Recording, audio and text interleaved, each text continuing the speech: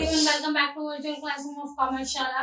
आज का हमारा टॉपिक है कंटिन्यूटी। कंटिन्यूटी का मतलब क्या है कि कुछ भी ऐसा जो कंटिन्यूअसली चलता जा रहा है ना। Why the continuous means something which goes on without any interruption and without any abrupt change।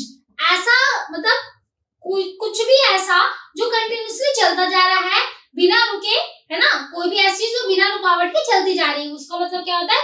Continuous का मतलब यही होता है।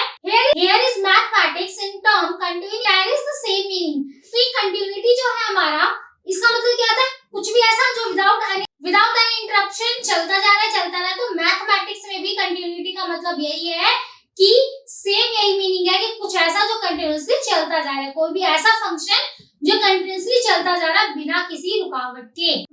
We can define continuity of a function in the following ways। A function said to be continuous if fx is equal to a, if and only if when fx is defined x is equal to a and x approaches to a negative fx, limit x approaches to a negative fx, negative यानी कि left hand side से is equal to limit x approaches to a positive fx, यानी कि negative limit किसके equal होगी? Positive limit के equal होगी। Left hand side किसके इक्वल होगा? राइट हैंड साइड के इक्वल होगा।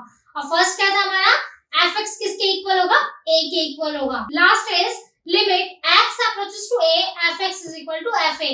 क्या होगा कि जब x a को अप्रोच कर रहा है तो क्या है आपका? fx किसके इक्वल होगा? f a के इक्वल होगा। फंक्शन ऑफ x किसके इक्वल होगा? फंक्शन ऑफ a के इक्वल होगा। जैसा कि इन तीनों कंडीशंस में जो सेकंड कंडीशन वो क्या बता रहा है कि बोथ लेफ्ट हैंड एंड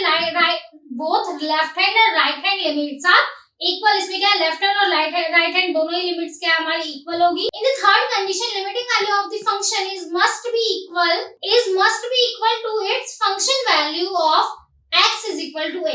क्या होगा कि फंक्शन की वैल्यू x किसके इक्वल होगी? a के इक्वल होगी। क्या बताता है हमारा? थर्ड कंडीशन बता रहा है। कुछ यूजफुल इंफॉर्मेशन है कंटिन्यूटी से रिलेटेड, आइए डिस्कस करते हैं। The sum difference product of two continuous function is a continuous function. किसी भी दो कंटीन्यूअस फंक्शन का प्रोडक्ट, सम या डिफरेंस जो भी होगा वो किसके इक्वल होगा? कंटीन्यूअस फंक्शन के इक्वल होगा।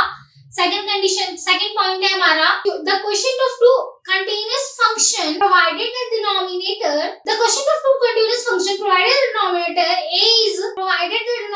is not equal to 0। तो ये कंडीशन क्या कहती है हमारी? किसी भी दो कंटीन्यूअस फंक्शन का जो क्वोशिएंट होगा वो उसका डिनोमिनेटर क्या होगा? 0 के इक्वल नहीं होगा। तो ये थी कुछ यूजफुल इंफॉर्मेशन किससे रिलेटेड?